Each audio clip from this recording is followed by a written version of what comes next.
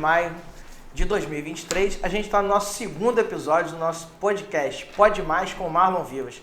E hoje a gente está trazendo novamente um convidado super especial, que eu já vou falar para vocês, vou ler o currículo dele aqui e vocês vão ver que é alguém que vale a pena assistir. Então, antes de qualquer coisa, eu quero pedir para você, se inscreva no nosso canal do YouTube, Pode Mais com o Marlon Vivas. Uma outra coisa também que eu quero pedir, me siga lá no Instagram, por favor, @marlon.vivas. É importante porque a gente faz os cortes do podcast e você pode acompanhar depois pelo meu perfil do Instagram. Então peço que você também se inscreva lá, se inscreva no YouTube e me siga no perfil do Instagram. E, gente, a gente tinha um assunto que a gente trataria nesse podcast, nesse segundo episódio, mas a gente acabou dando uma invertida porque a gente está no Maio Laranja e era um assunto que a gente sentiu a necessidade de fazer uma abordagem mais profunda. A gente viu pouca promoção desse assunto, a gente viu poucas pessoas falarem sobre isso, e aí para isso eu procurei um especialista. Mesmo hoje sendo o penúltimo dia do mês, a gente está trazendo aqui alguém que tem muita capacidade para falar sobre isso, e já já vocês vão saber. Mas eu quero dizer antes o seguinte: eu, assistindo o podcast, eu tomei uma decisão. Eu quero agradecer quem está produzindo o podcast para mim, que eu percebi o quanto eu tô gordo. Eu tô começando uma dieta a partir de agora, porque realmente o podcast, quando me pega a lateral, até vou pedir a você para dar uma mexida nessa câmera para ver se não aparece, porque ó, acabou comigo. Mas me trouxe uma boa decisão, que é fazer uma dieta. Vocês vão perceber que ao longo dos próximos dias a gente vai perder um pezinho, tá bom, gente? Então vamos lá. Quero passar agora aqui rapidamente para vocês terem conhecimento dessa autoridade que vai falar com a gente. Professor, consultor especialista em direitos humanos de crianças e adolescentes, com ênfase na formação continuada de conselhos tutelares e atores do sistema de garantia de direitos, participando desde 2013 de diversos fóruns, seminários e congressos sobre o tema, como palestrante em mais de 10 estados e 40 cidades do país. Atuou como professor na Secretaria Municipal de Educação e de Assistência Social de Guapimirim, exerceu por mais de 9 anos a função de conselheiro tutelar, aqui vocês já vão saber quem é, né? Na comarca de Guapimirim, foi conselheiro fiscal e coordenador regional leste fluminense da Associação de Conselheiros Tutelares do Estado do Rio de Janeiro, ex-conselheiro estadual de defesa dos direitos das crianças e do adolescente, e desde 2015 é administrador das redes sociais Fala Conselheiro. O diretor e diretor da Fala Conselheiro e Consultoria. Nesse momento eu trago para vocês o nosso nobre amigo, tão querido, Daniel Pérez Vieira. Obrigado, Daniel. Daniel, dá um alô para a galera que nos assiste aí, cumprimenta esse povo aí que tem muito assunto interessante para a gente falar. Bom, boa noite, pessoal, né? O Vieira já é uma novidade, geralmente o pessoal me conhece como Daniel Pérez, então boa noite para vocês aí, estamos juntos aqui nesse programa que só traz utilidade pública, até onde eu sei, até o presente momento, é novo e a gente já está cheio de planos aí para falar de assuntos referentes à infância e eu estou sempre pronto para falar desses assuntos. Então, Marlon revelou meu nome completo aqui, mas na verdade a galera me conhece mais como Daniel Pérez. Pro bem ou pro mal, sou conhecido como Daniel Pérez. Estamos aí para somar. Pessoal, eu quero pedir a vocês que fiquem com a gente até o final. Tem coisas importantes aqui. A gente hoje vai estar falando, no Maio Laranja, a gente vai estar falando a respeito do combate à violência sexual da criança e do adolescente. E tem algumas dicas que serão dadas aqui ao longo do programa que eu acho que é importante.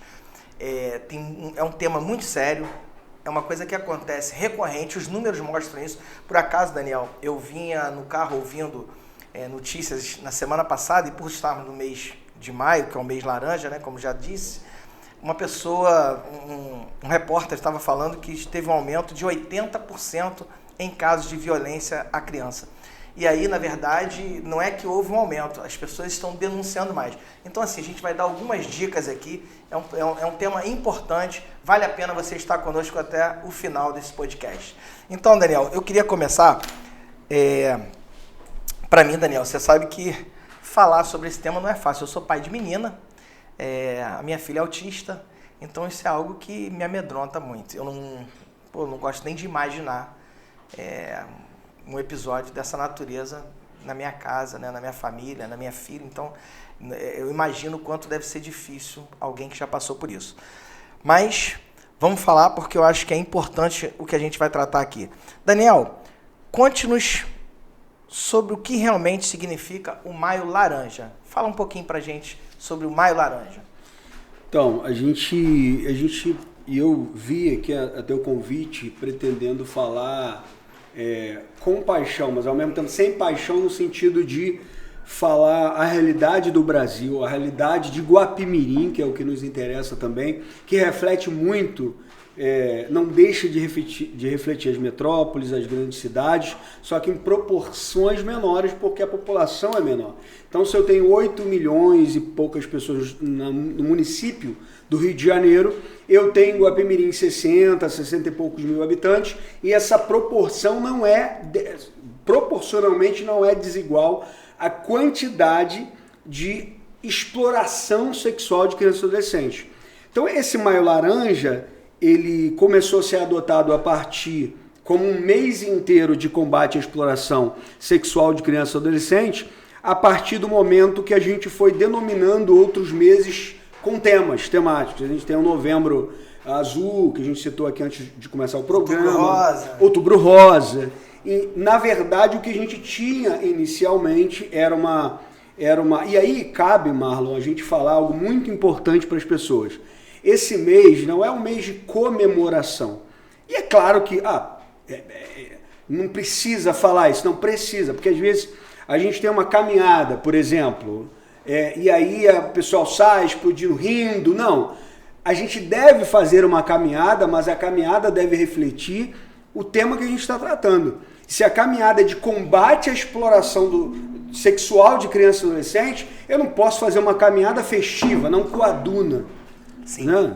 Na verdade, ela tem que ser de conscientização. De conscientização. Perfeito. Claro que ninguém precisa estar na caminhada, todo mundo de cara fechada e triste, mas também tocando músicas num carro de som, alegres, ou músicas para cima, explodindo bolas, enquanto eu estou comemorando, olha só, né, a minha gafe aqui, enquanto a gente está, na verdade, refletindo sobre o que deve ser um combate.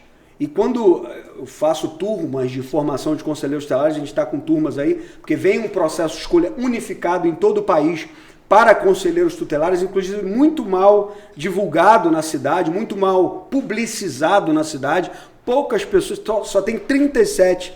Nós vamos ter um processo de escolha esse ano para conselho tutelar, que é uma eleição propriamente dita.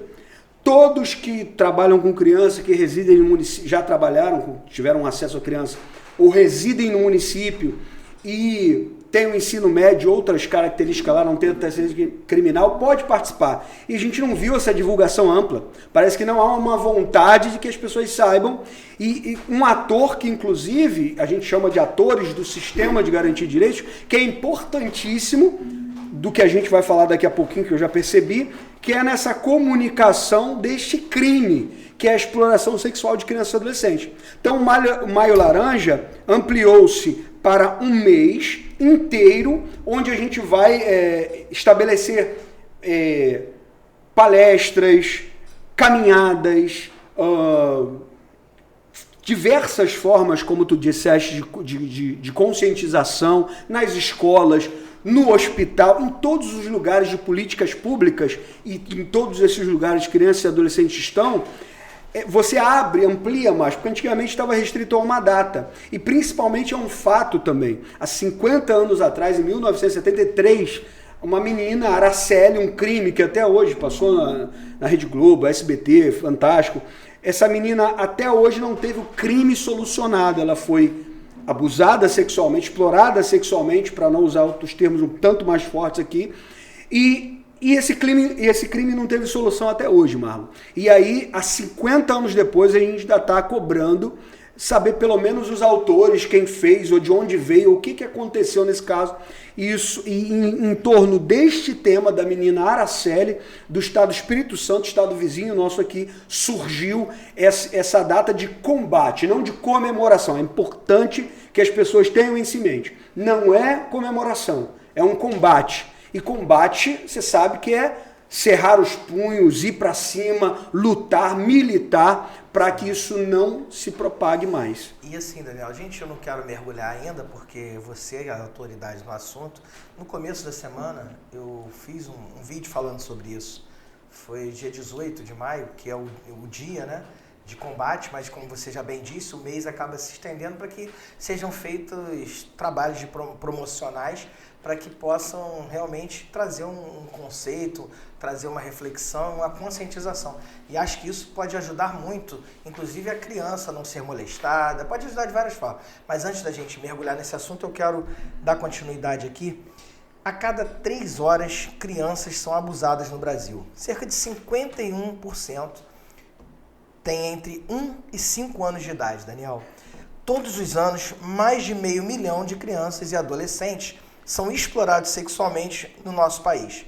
Dados indicam que somente 7,5% dos casos chegam a ser denunciados às autoridades. Ou seja, esses números, na verdade, são muito maiores. O número de denúncia é infinitamente menor daquilo que realmente acontece. Quando tu falaste de que aumentou, e aí tu fizeste uma crítica muito importante, que é, eventualmente, e o que a gente fala no meio do sistema de garantia de direitos de criança e adolescente, a gente usa uma sigla SGDCA, ou então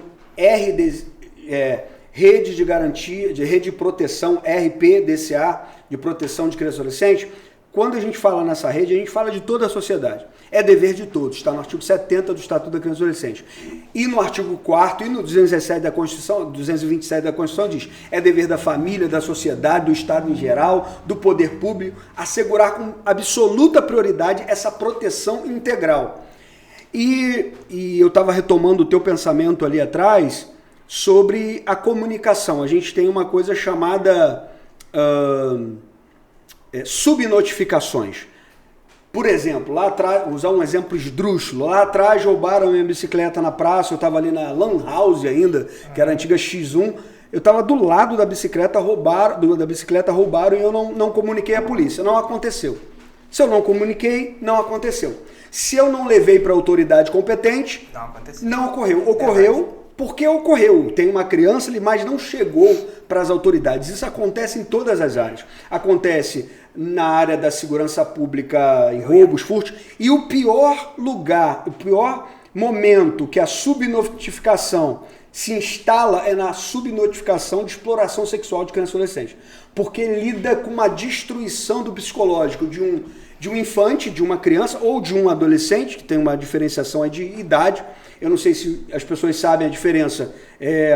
Criança é a pessoa até 12 anos incompletos. Então, sem 11 anos, 29 dias, então é criança, não tem 12 anos. Adolescente é de 12 a 18 anos. E aí a gente tem ainda um público no meio disso, que aí já é o Estatuto da Juventude, que fala... Então ele vai ser adolescente e jovem ao mesmo tempo, que é o público de 15 a 29 anos é o jovem. Se o público de 15 a 29 anos é o jovem, de 15 a 18 é adolescente também, é adolescente e jovem. Então esse público que é misto, que é múltiplo, que é grande, ele representa uma parcela muito grande. Quando há a subnotificação, quando não há a comunicação às autoridades, seja a comunicação ao Conselho Tutelar, e aí a gente pode entrar nessa, não sei se vai ser sua pergunta futura aí, mas a gente pode explorar mais na frente, mais minuciosamente, e aí comunicar ao Conselho Tutelar, à polícia, porque tudo também pensam, Marlon, que é o Conselho Tutelar. Sim, eu vou chegar lá. Beleza. Mas antes eu queria saber o seguinte, você ficou por 9 anos à frente, Perfeito. Como conselheiro tutelar, mas acho que em alguns momentos você esteve à frente, porque salvo engano fica um conselheiro como uma espécie de diretor, não tem alguma coisa Coordenador. Assim? Coordenador, perdão. Durante esse período, Daniel, esses 9 anos, você chegou a ver algum caso de violência sexual para a criança e a adolescente? Muitos. É o que eu iniciei a minha fala dizendo, é proporcional. Não é diferente da capital, só que lá tem 8 milhões e aqui tem 60 mil. Mas a proporção, a porcentagem é igual. Assusta, Daniel, porque quando você fala assim, e esses dados aqui que eu extraí, que estou te passando os números, são dados pesquisados, tem fonte segura. Aí quando você olha e fala, a cada 3 crianças, a cada 1 hora, 3 crianças são abusadas, é um número que, pô, assusta demais. Você para pensar, assim, infelizmente, é possível que muitas crianças estejam passando por esse problema e realmente isso não está vindo à baila, não está sendo discutido, não está sendo denunciado, então isso assusta. Mas então você já chegou a ver alguns casos nesse sentido? Muitos. Durante os 9 anos, antes até como professor do PET, o PET tinha uma finalidade um tanto distorcida no passado, porque o PET é o Programa de Erradicação do Trabalho Infantil. E para criança em situação de trabalho infantil. Só que para lá mandavam crianças exploradas sexualmente, mandava todo tipo de criança com violação de direito. E não só crianças. Então já comecei uma micro experiência ali no programa de erradicação do trabalho infantil, sabendo desses casos, e depois no conselho, então, podendo receber, então como conselheiro, atendendo a comunicação, aplicando medidas de proteção, não se confunda com as medidas de proteção da Lei Maria da Penha, por exemplo, não é igual. A autoridade do conselheiro tutelar, do conselho tutelar, para aplicar medidas de proteção, são medidas de promoção, medidas de defesa. É claro que existe um link direto com o Poder Judiciário. Então vi muitos, logo nos primeiros meses. E esse dado aí teu está corretíssimo, porque inclusive quando eu falo isso de criança com 6 anos, em que foi lá um tio, um avô, um padrasto, depois eu quero entrar nesse tema família, que você citou aí, porque é o maior índice de exploração sexual de criança e adolescente subnotificada dentro da própria família que talvez protege. Até por isso não haja denúncia por conta do desdobramento. Como é que acontece esses casos que você viu, por exemplo? Como se deu o desdobramento deles, Daniel?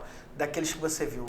Houve penalização para os agressores? Como é que se deu esse desdobramento da maioria daqueles que você viu? Nós tivemos um avanço na legislação recentemente. Eu estou te perguntando isso porque, assim, me chama muito a atenção, Daniel, desculpa eu te interromper, mas me chama muito a atenção o volume de casos, mas quando tem algo que vem a se tornar público, por nós sermos de uma cidade pequena, a gente acaba ficando sabendo, mas assim, tem um número exacerbado, mas eu não consigo ver desdobramentos, pelo menos eu conheço poucos aqui na cidade. E aí, por isso eu estou te perguntando quais são os desdobramentos. E muitos você não soube justamente porque, pelo menos eu posso falar das gestões que eu participei, nesses 9 anos, 4 anos pelo menos como coordenador, eu posso dizer que não ficou sabendo justamente pelo profissionalismo de quem estava envolvido, principalmente quem atendeu na ponta. O trabalho do Conselho Tutelar e até da Rede de Proteção, o Conselho Tutelar acaba dando tom. E o tom que o Conselho dá acaba sendo repercutido, há uma ressonância na Rede de Proteção, que é o CRAS, que é o CRES e tudo mais. Então, quando o Conselho Tutelar daquela cidade assume um tom de não publicização, até porque a gente tem um artigo 100 do ECA, que ele vai falar sobre a intervenção mínima, princípios para aplicação da medida, princípios para atendimento da política pública. Qual é ela? Acabei de falar, CRAS, CREAS, hospitais, delegacias. Quando aquele que faz a roda girar, que é o Conselho Tutelar, quando vê que não foi atendido ou o caso não avançou, hoje a gente tem uma rede até funcionando razoavelmente. A gente não tinha abordagem social e buscativa, não porque não tinha CREAS, mas porque as pessoas achavam que não era dever delas fazer isso, enquanto que a lei diz que é. Mas o tom do Conselho Tutelar sempre foi, não damos entrevista. Já teve casos, Record ligar, Globo ligar, não damos entrevista, não falamos, porque existe o sigilo. Não o sigilo processual que vai se dar depois quando se torna processo mal, mas o sigilo para proteger a imagem daquela criança e daquela família. Porque é muito importante, um trauma desse marca pro resto da vida. Não, e já marca dentro. Se marcar na comunidade onde ela reside, para fora, piora tudo. Nós que somos de cidade pequena, isso ainda se agrava mais. A gente teve casos aqui, talvez você se lembre, sem divulgar o nome de ninguém, há mais de 20 anos atrás, de estupro que a pessoa foi embora daqui. Não conseguiu mais viver aqui, porque se tornou público, as pessoas tinham um olhar, infelizmente. E às vezes quem foi violado o direito da criança ou adolescente, ou seja, a própria criança ou adolescente que foi estuprada ou não, ou supostamente estuprada, porque aí e aí a gente precisa tratar disso hoje, Marlon, que é justamente o que você já me perguntou e a gente vai avançando e acaba que não responde, que é como que se desenvolve isso. Né? Eu posso te responder como que isso deveria se desenvolver e como que se desenvolve. Certo. E qual relação essa atualização na legislação deu para marcar esse meio de caminho, né? Para marcar o que deveria ser, o que não está sendo. Eu cruzo todos os dias em ruas que eu costumo trafegar com estupradores, pessoas que as pessoas têm um convívio tranquilo e harmonioso. Estuprador não tem cara de estuprador, abusador não tem cara de abusador. Uma vez a gente lidou com, é claro que não só dentro, mas fora do mandato de conselheiro tutelar, eu continuo mantendo a minha ética e o sigilo, a gente lidou com um bairro distante daqui da cidade, de que um caso que a gente pegou e atuou. E aí o conselho tutelar, por exemplo, geralmente recebe essas primeiras, porque o pessoal já tem essa coisa, o conselho tutelar.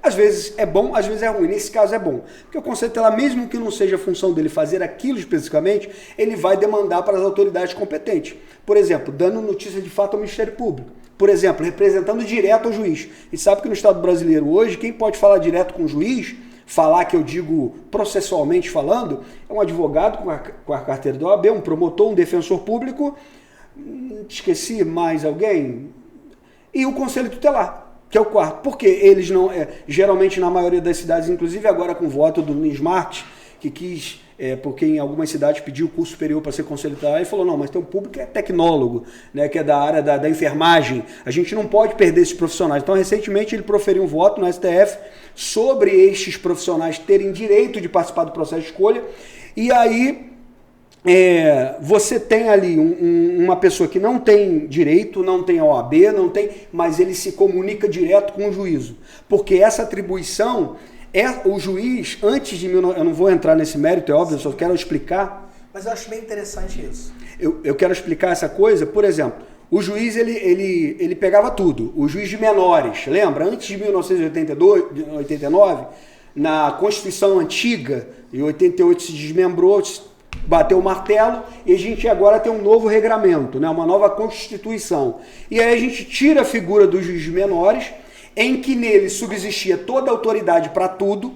Quando a gente passa, resumindo muito o assunto, para 1988 e o Estatuto promulgado em 1990, Marlon, então separa-se a parte jurídica para o juiz e deixa essa parte administrativa para o Conselho Tutelar. Cria-se esse órgão. Tem uma coisa nisso daí que eu acho muito interessante, eu vou manifestar aqui agora, que quando você me diz que você é quem tem mas você, em alguns momentos que é solicitado, você vai certamente até o local e leva para o juízo para fazer uma avaliação, eu acho que você leva a coisa com muito mais consistência.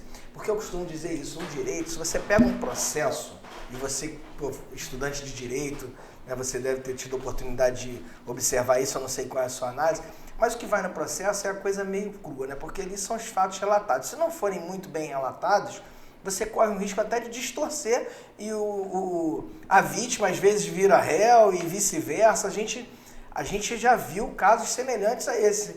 Então, quando você tem alguém que faz esse trabalho, que imagino eu, investigativo, de ir no campo e ir lá relatar de uma maneira talvez até mais simples, Daniel, que o advogado, porque o advogado provavelmente vai ouvir um lado e vai colocar no papel, mas você com a sua sensibilidade, quando eu falo você, conselheiros, né, com a sua sensibilidade, com a sua experiência, sem pré-avaliação nenhuma, sem preconceito algum, mas realmente com a prática do dia a dia, eu acho que permite você oferecer uma denúncia muito mais consistente para que se dê um desdobramento muito mais justo em relação a causas.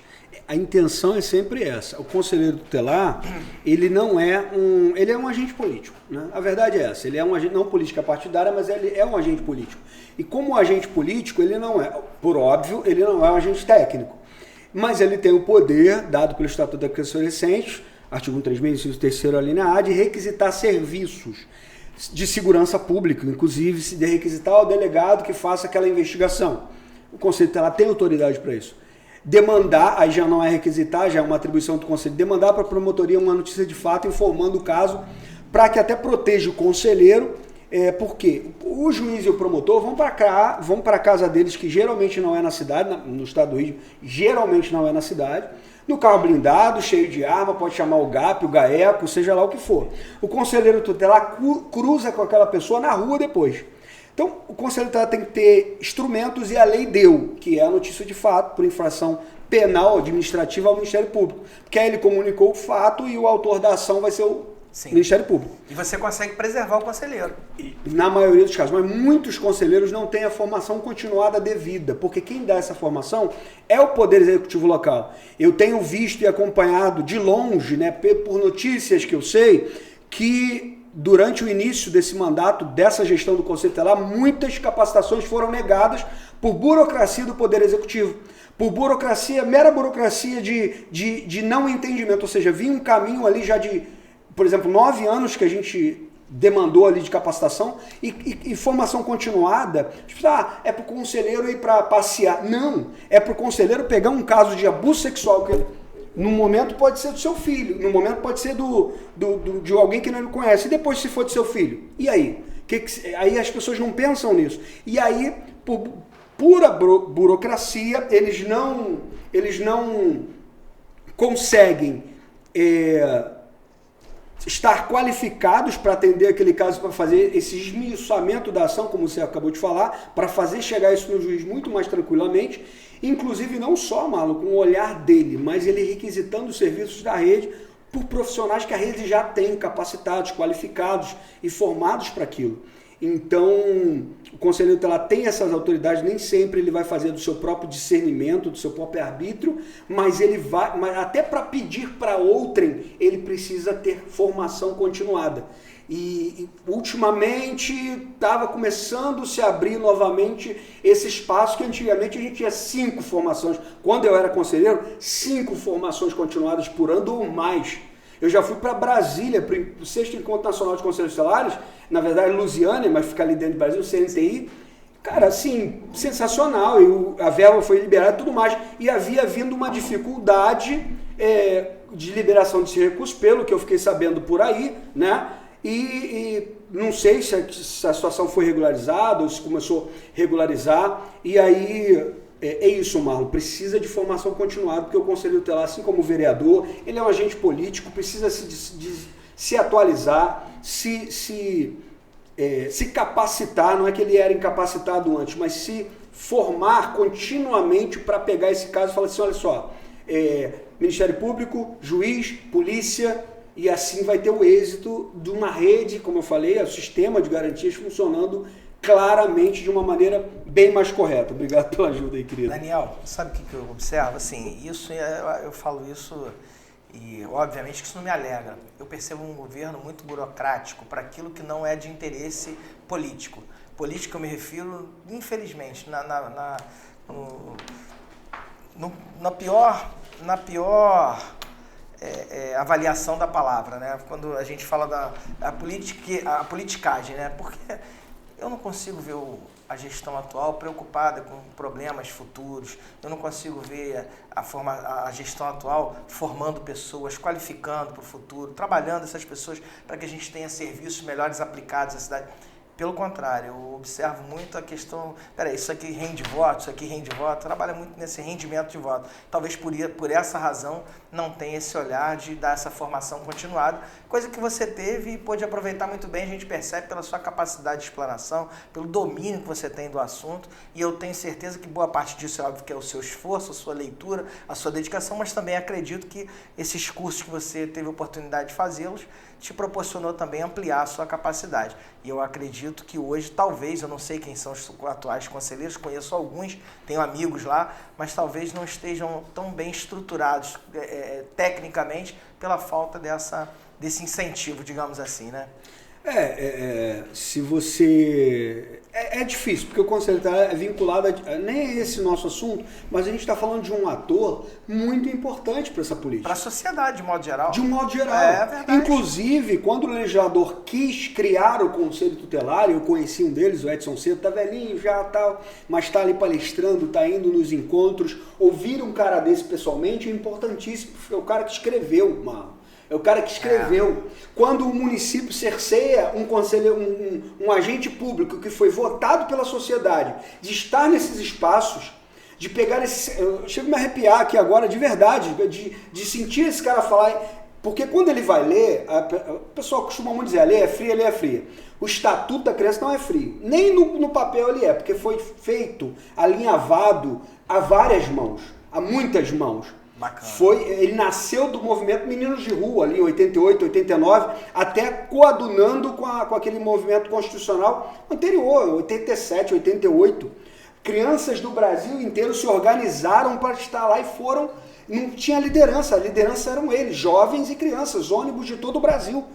Então, assim, quando se impede um ator fundamental como conselheiro tutelar de estar numa capacitação, uma formação continuada. A formação continuada é o quê? É uma, é duas, não, no mínimo 3 ou 4 por ano. Ele precisa estar ali. Se você não enxerga essa necessidade, você não enxergou nada. Você vai fazer praça, você vai construir pista de skate, praça. Eu não sei o que você vai fazer, mas se você não percebeu que aquela pessoa que foi eleita pela sociedade, ela não está ali porque foi indicada, pode ter ajuda de alguém, beleza, de alguma liderança comunitária ou até política, tem o processo de escolha, o Ministério Público fiscaliza, mas ele foi eleito.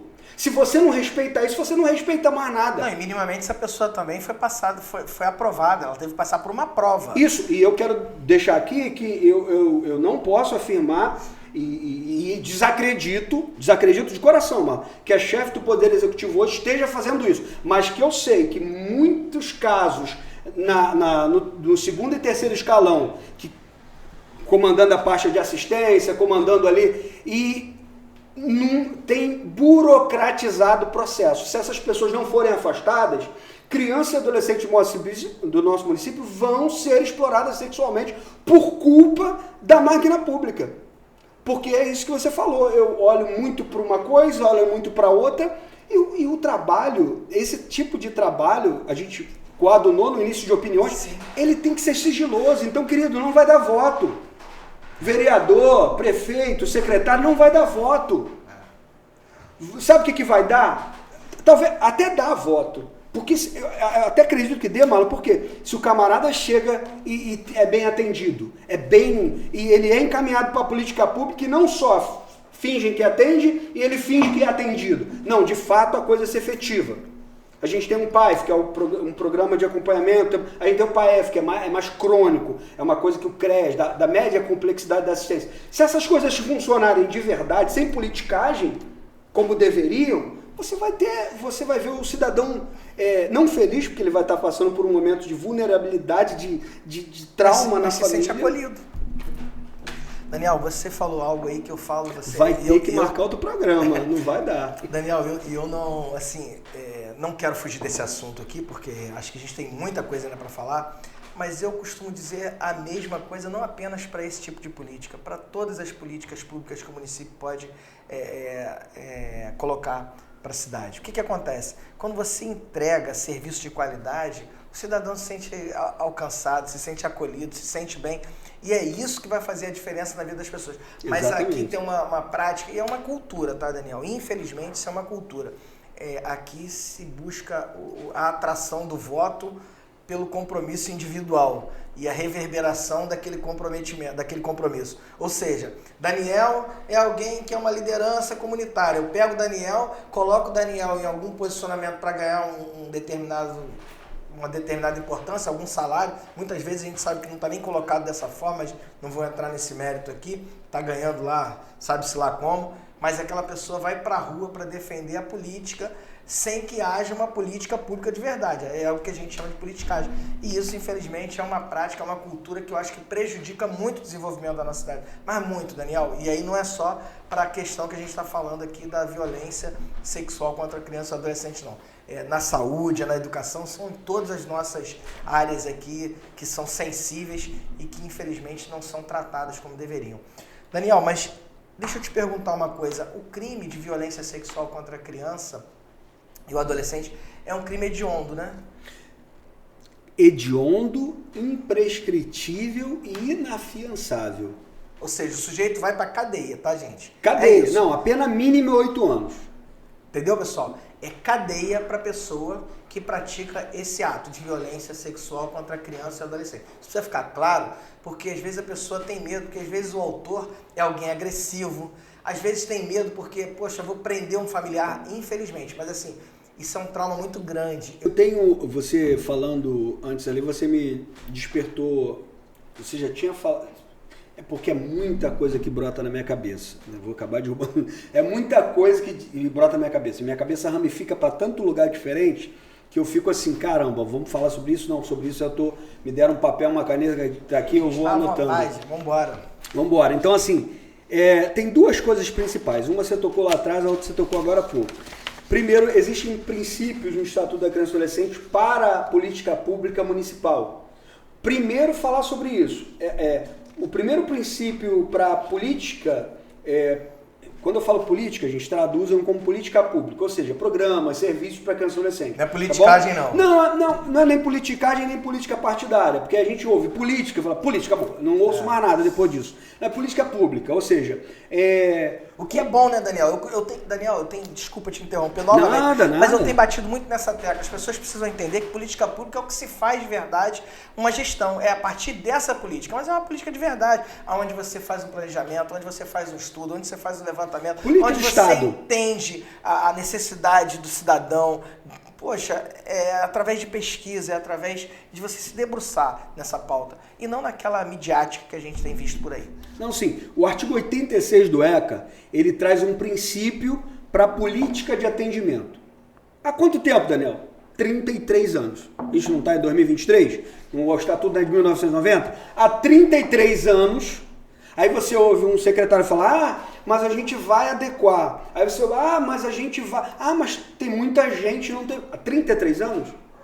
O Estatuto prevê, por exemplo, que você é obrigado a recensear seus alunos ano a ano. Né? Todo ano você precisa recensear a rede para você prever. Você entende muito melhor do que isso sobre orçamento, né? Por exemplo, o Conselho tem uma atribuição curiosa, que a gente fica tentando ali... Eu sempre me vejo no passado. Eu sou um ex-conselheiro.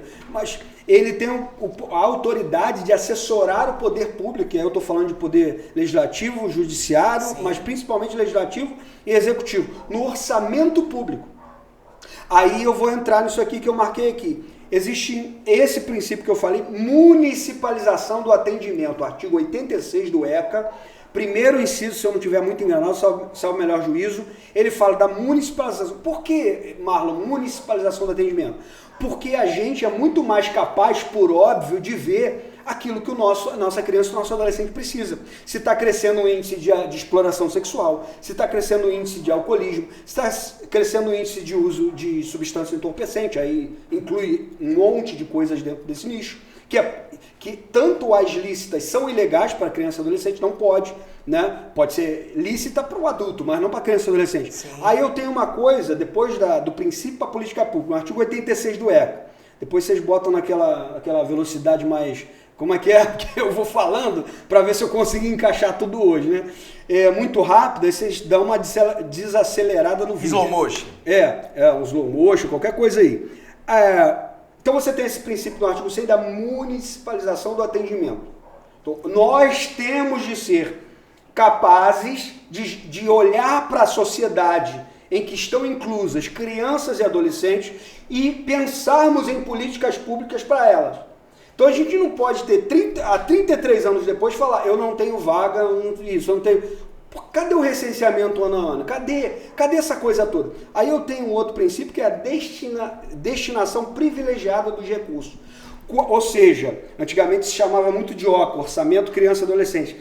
Quando a Câmara Municipal, e a nossa lei orgânica é muito sucinta em falar disso, ela fala só no artigo 14, a lei orgânica de Guapimirim, sobre criança. Só ali e acabou. Então, no artigo 14 da lei orgânica. Quando eu vou pensar em orçamento, e aí nas emendas, os vereadores... Porque, olha só, errar, beleza, eu não vou falar errar uma vez é humano e duas vezes... Não, eu estou falando assim, errar por desconhecimento é uma coisa. Agora, quando você sabe daquilo, você está sabendo agora, começa a colocar em prática a partir de agora, vereador. Prefeito, secretário, destinação privilegiada dos recursos públicos. Quando eu vou discutir orçamento, primeira coisa que eu tenho que pensar, no Brasil está na Constituição, Marco, criança e adolescente. Primeiro.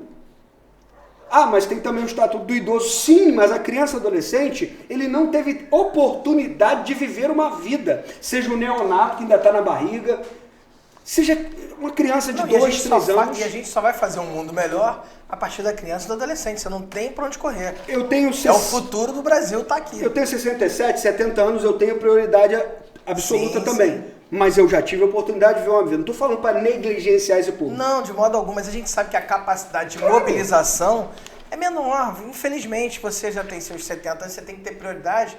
E é importante essa prioridade porque você também já se doou para a sociedade, você já fez muito pelo país, pelo estado, pelo município. Mas a gente sabe que a capacidade de transformação, de mudança, de melhoria vem da criança e do adolescente, que é o futuro. E essa criança e adolescente... Se você não preparar...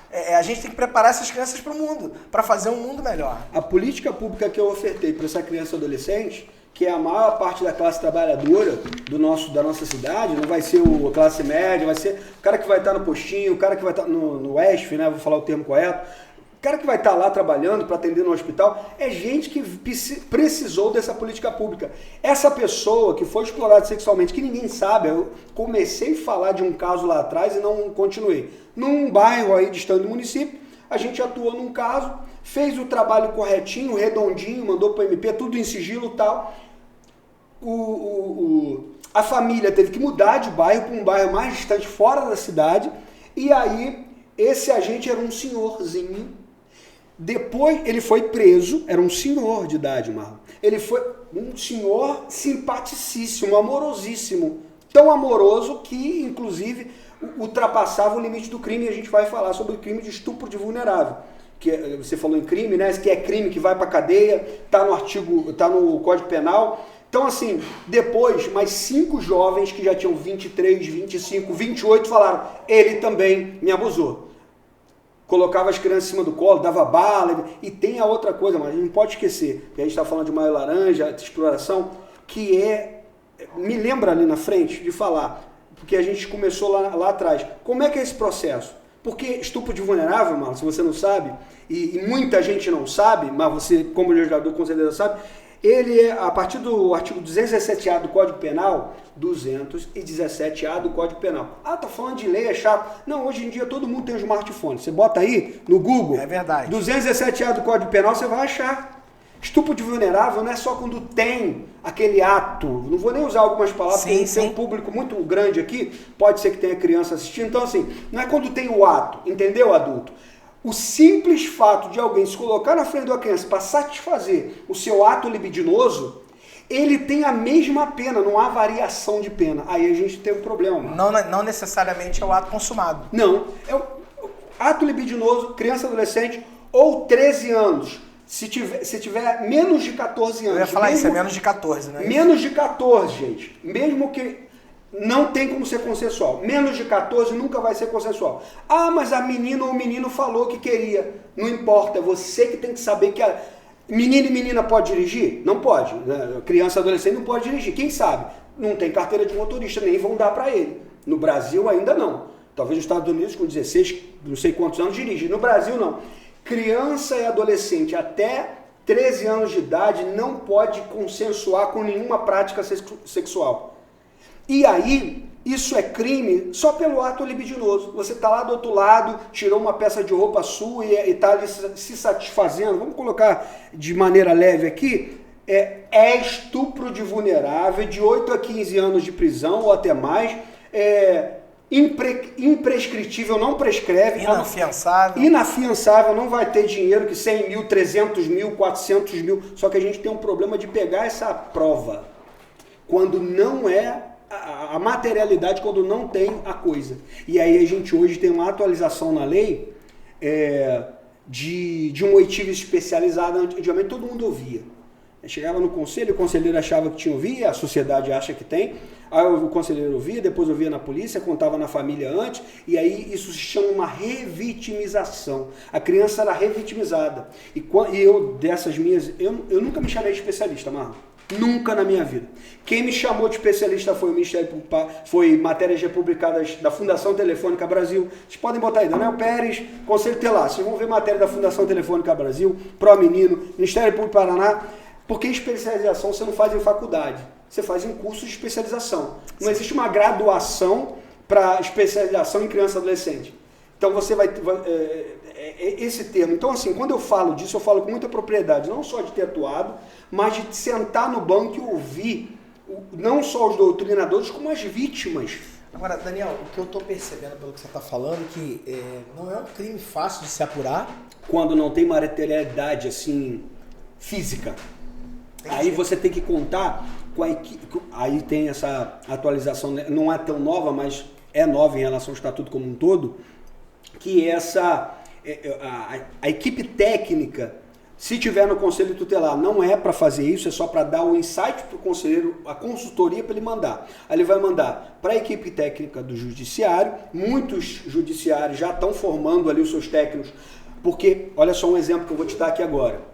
Dr. Murilo de Giacomo, já ouvi ele várias vezes, referência, tem um Instagram, fala só de infância, ele vai em tudo quanto é lugar gratuitamente, só pagar a passagem e o alimento dele vai. O cara é o cara. Ele falou assim, eu tenho 20 anos de promotoria, isso lá atrás, quando eu estava em Angra, num fórum. Eu não tenho condições de ouvir uma criança ou adolescente explorar sexualmente, e não vou ouvir, não é papel nem de promotor, nem de conselheiro tutelar. Isso é papel de alguém que fez uma especialização. E aí a lei foi alterada para suprimir essa revitimização da criança falar, aí conta para a mãe, aí conta para o pai, aí às vezes dependendo da mãe e do pai, que não é muito contido, que não mantém ali, não para não notificar, mas aí conta para a família inteira, daqui a pouco a criança está na frente do conselheiro contando. Teve um caso recente que eu fiquei sabendo, de estado longe daqui, e depois o Ministério Público cobrou, conselheira filmando, tudo errado, né? Porque agora a gente tem um depoimento especial e uma escuta especializada. Qual a orientação que você dá nesse sentido, caso haja uma desconfiança, haja uma afirmação por parte da criança? Como a família proceder, Daniel? Como que a família deve proceder? O que você acha que tem que ser feito? A gente tem canais, Marlon. Em cada cidade vai ter comunicar o conselho tutelar. Como, Daniel?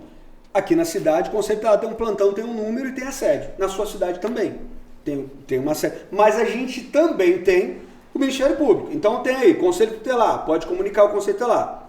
Indo lá ou anonimamente, Marlon. Pode comunicar o MP, e tem um telefone em cada estado, não sei se aqui no estado do Rio de Janeiro é 128, 127, mas o MP tem um canal de denúncia, anonimamente. E a gente tem um número nacional que continua, que é o Disque 100. Qualquer telefone, smartphone, não tem orelhão mais, senão falaria orelhão, em alguns lugares deve ter, não sei. Smartphone, telefone não, é 0800. Eu quero mergulhar um pouquinho mais nisso, porque assim, alguém que possa estar nos ouvindo agora vai estar passando por isso agora. Então eu acho que é importante a gente frisar o que pode ser feito. Eu queria que você não apenas desse os endereços de comunicação eletrônica, telefone, enfim, mas que você também dissesse como proceder. Porque às vezes a pessoa está no desespero, vai lá, agride o autor, ou faz um escândalo, e talvez essa não seja a maneira correta, talvez não, certamente não é, tem que procurar o caminho da justiça, mas eu acho também que essa pessoa precisa de orientação. Então, se a pessoa nesse momento está ciente, tem a confirmação de que aconteceu na família, se aconteceu ou está desconfiada, como proceder, Daniel? O que você acha que tem que ser feito para que seja levado a efeito essa acusação? Tu, assim, de maneira instintiva, acaba entrando em pontos importantíssimos. Geralmente, quando se tem realmente... A gente tem que se colocar sempre, Daniel, no lugar da pessoa, né? Eu quero nem me colocar, porque eu imagino que deve ser algo assim, muito triste, muito difícil. Mas quando você pensa, se eu estivesse vivendo algo semelhante disso, e eu talvez, porque a gente sabe que muitas pessoas não têm instrução. Hoje, a internet, a globalização nos permite, Daniel, avançar em questões. Tem alguns pontos que são negativos, mas muitos outros são positivos. Ela, por exemplo, a gente está fazendo um podcast aqui com uma pessoa qualificada que permite orientação para esse tipo de evento, para esse tipo de crime. Então, assim, às vezes a gente vai alcançar pessoas que não teriam orientações nesse sentido, que não conseguiriam, ficariam realmente perdidas, gente, sem saber o que fazer. Então, por isso, eu te peço que você realmente mergulhe para pegar, como se fosse um caso, o que essa pessoa, o que essa família deve fazer, Daniel? Então, eu coloquei que tu instintivamente acaba entrando em pontos principais, porque às vezes uma criança adolescente foi abusada sexualmente, aqueles casos assim que você pegou factualmente, que teve prova, que o cara saiu com... As pessoas, ao invés de se preocupar com a criança, eles vão correr atrás do explorador. A criança está aqui chorando, ou sofreu semana passada, vai todo mundo correr atrás do abusador, do explorador sexual e quer prender. Não, primeiramente você precisa cuidar da criança. Então, o Estatuto está dividido em direitos fundamentais. A gente tem lá o primeiro direito fundamental, vida e saúde. Primeiro, cuidar da vida e da saúde da criança. Como é que está a saúde? Leva no médico, leva no hospital. Vamos para o conselho tutelar, a criança está lá com vestígios. Não, vai para o hospital. Vai ser, no hospital lá vai ter o kit de STIs, vai ter o kit de doenças venéreas. Então, primeiro, me arrepiei de novo. Primeiro, gente, hospital, primeiro saúde. Não é hospital, é UBS, não sei. Onde você puder ir, primeiro a vida e a saúde da criança. Todo o resto e aí depois. Eu incluiria o tratamento psicológico também. Sim, claro. Né? Toda a parte da saúde. E aliás, não apenas para a criança, né?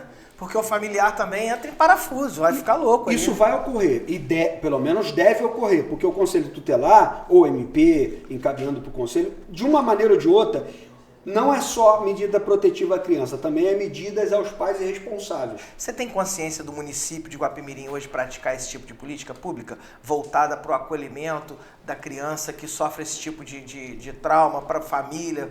Isso acontece? Eu não sei se eu tenho conhecimento no Rio de Janeiro, parece que eu já participei na Unifeso, na bancada lá como palestrante, com uma querida, Thaís Bauer, hoje a advogada, a doutora Thaís Bauer, está no Pernambuco, mas ela esteve no Rio um tempo e me convidou para estar lá no Unifeso falando o que a gente está conversando aqui agora, por exemplo. E aí o tema era vidas importam, eu esqueci o tema. Vidas importam, não, acho que isso parece que está atual, porque o ministro Silvio Almeida falou, mas lá atrás a gente estava num... Vou até mandar para ela, doutora Thaís, vou mandar para você o link lá para Pernambuco, o pessoal vai assistir. Bacana. Então assim, doutora Thaís, eu lembro muito daquele momento nosso, Mônica Alckmin, que é uma grande expoente no Rio de Janeiro, presidente do SED, que é ex-presidente, um monte de coisa. Assim, e a gente falou sobre esse tema e... Tu perguntaste diretamente a questão minha cabeça foge aqui. Eu falei se existe política pública no município para preencher essa lacuna quando existe esse problema dentro da família, esse crime aí. Eu estou me referindo à questão não apenas da criança, que eu acho que é mais importante, sem sombra de dúvidas, mas também a família, que pode ficar transtornada e isso pode mudar a vida. Pode não, certamente muda muito a vida. Aí eu estava dizendo, no estado do Rio, eu esqueci e lembrei, você me fez lembrar, no estado do Rio, a gente não vê muitos lugares que tem isso. Na Unifeso eu ouvi falar do programa Sentinela, por exemplo, o pessoal bota muito esse nome. Ou o BM Care, por exemplo, lá em São Paulo, com a companheira Ana Luísa. Então, assim, uma criança que virou adolescente, que agora é palestrante. Então, assim, você tem poucos programas específicos. Vou te dizer por quê, Marlon. Porque o município acha que o que basta é o CRAS, CRES, alta complexidade, fica nisso. Só que o estatuto, aí outra novidade, a gente não precisa continuar errado, a gente pode avançar, Marlon. Claro. Então, outra coisa que o estatuto prevê, quando falou da municipalização do atendimento, que eu falei do artigo 86, é criar programas próprios para aquele lugar. Ou seja, a gente pode, o CMDCA pode deliberar, isso vincula o prefeito a cumprir, o CMDCA é formado por metade da sociedade civil, entidades aí, nascente pequena, ONGs, né, de modo geral. Hoje, não sei primeiro, segundo e terceiro setor. E metade governamental. Se o Conselho Municipal de Direito da Criança e Adolescente baixar uma resolução de um programa específico do município nesse tema, do Maio Laranja e tal, de exploração sexual, obriga o prefeito a cumprir. Isso tem jurisprudência no STJ. É vinculante. Já teve prefeito afastado do mandato porque não cumpriu a resolução do CMDCA. Agora, a Câmara pode se manifestar em relação a isso. E não mas vai prever custo executivo, vício de iniciativa. Não, trabalhar com que a gente cumpra os profissionais que a gente já tem na rede. Sim. Aí eu não estou falando só do CREAS, só do CRAS. É uma política que o governo federal colocou em âmbito nacional justamente para ter alguma coisa, porque tinha município, Marlon, que não tinha nada. Mas nós temos CRAS, nós temos CREAS, nós temos alta complexidade. Beleza, conheço a resolução 109, alguns não vão entender aqui, mas os profissionais vão de cabo a rabo. Mas a gente pode ter uma política específica do município, criada aqui e para aqui. Você tem isso, por exemplo, em violência doméstica. Você tem políticas, eu estou te falando porque a cidade que eu trabalho, a gente tem, se eu não me engano, não vou lembrar a sigla, mas acho que é a CIAN, salvo engano é a CIAN. É alguma coisa voltada para a mulher que sofreu violência doméstica. E é um acolhimento diferenciado. Exatamente uma política pública que abrange esse tipo de crime. Olha, e aí, pelo que me parece, o que você quer dizer é exatamente algo nesse sentido. Você tirar ali, você extrair ali uma base para tratar dessas questões, que eu acho que são super importantes. Você sabe que eu nunca fui vereador, mas eu vou te falar que eu fui o relator dessa minuta que virou lei no município. Quando a atual prefeita era vereadora, eu que escrevi. Eu que escrevi essa lei, que é ia se chamar CRAM, depois CIAN, depois virou CRAM, Centro de Referência Especializado da Atenção à Mulher em Situação de Violência. E no município, essa lei nunca foi cumprida durante 6 meses ali mal, e aí depois pararam e não foi cobrado depois que ela continuar sendo cumprida. E aí depois o governo passado, o outro antes desse, revogou a lei e atualizou com um novo número e um novo nome. Sim. E a gente tem aí. Mas eu escrevi as letras dessa lei. Desse mesmo jeito, exatamente o que você falou. A gente pode criar uma política específica para não só ter no CREAS. Mas funciona hoje aqui? Você sabe dizer, Daniel? Funciona? Olha, eu não quero entrar em detalhes aqui, mas quando precisei de pessoas próximas, mulheres, que lá procurei para acudir, disseram que era só Maria da Penha, que mais nada podia entrar.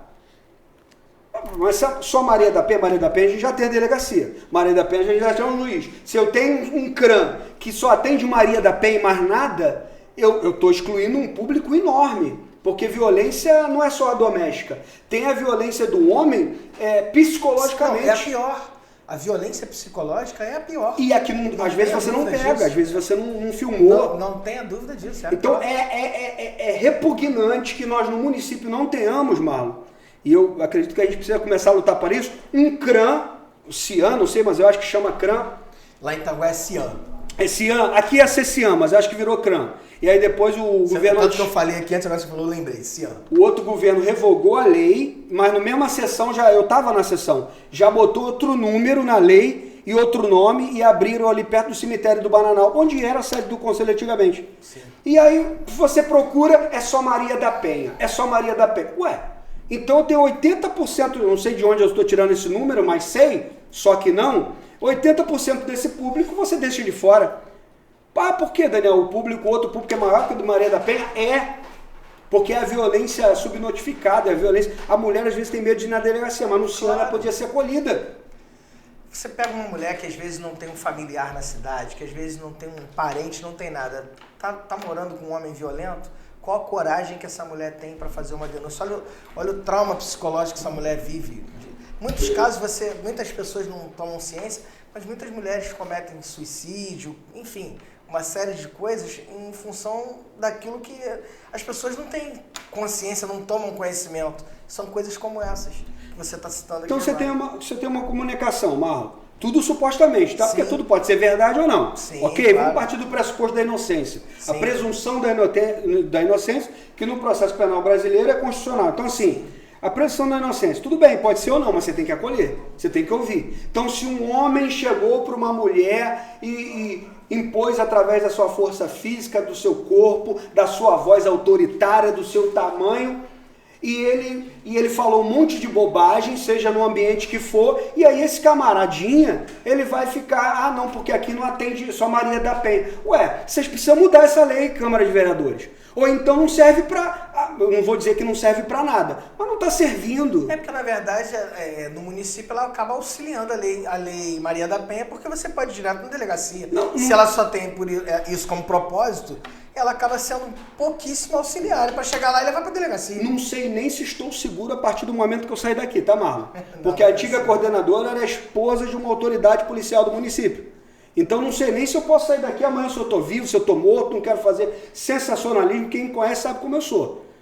Entendeu? Sabe como eu sou? Eu falo, entramos no assunto, Marlon, não tem nada a ver, política pública é Guapimirim. Eu moro em Guapimirim 40 anos, e você? Eu moro em Guapimirim, participo, meu pai era coveiro do cemitério 18 anos, minha mãe era costureira, todo mundo conhecia como Dona Lucia, seu Jorge, pipoqueiro da praça, vai me matar, amanhã é 2 dias que eu estou morto, porque eu vou fazer o quê? Eu tenho que denunciar. Se está abrindo esse canal aqui para denúncia, eu tenho que denunciar. O CRAM de Guapimirim não pode atender só a Maria da Penha, Marlon. Eu preciso que você lute aqui por isso.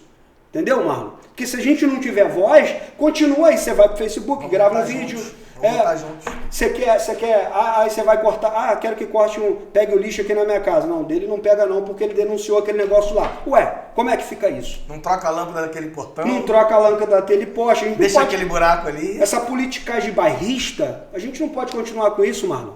Isso tem que mudar, pô. Verdade. Uma mulher não pode chegar, ainda que o nosso assunto não se extingua hoje, mas a gente está totalmente dentro dele. E mulher, Marlon, o conceito de mulher não é mulher de 18 anos, não. A menina, nós não vamos chamar de uma mulher, mas ela é do sexo feminino, ela tem direito de ser atendido em qualquer equipamento público, inclusive no CRAM. Lá no CRAM tem que ter especialistas para tratar, inclusive, de crianças e adolescentes mulheres. Porque tem adolescente que é arrimo de família, tem adolescente que ela é que cuida dos seus irmãos. A mãe entrou no alcoolismo, nas drogas, ela dá banho em todo mundo, ela cuida de todo mundo, aí ela vai chegar lá com a violência doméstica que ela sofreu, só atendemos Maria da Penha. Não podemos atender você. Que coisa é essa, mano? Onde que a gente está? Eu não sei.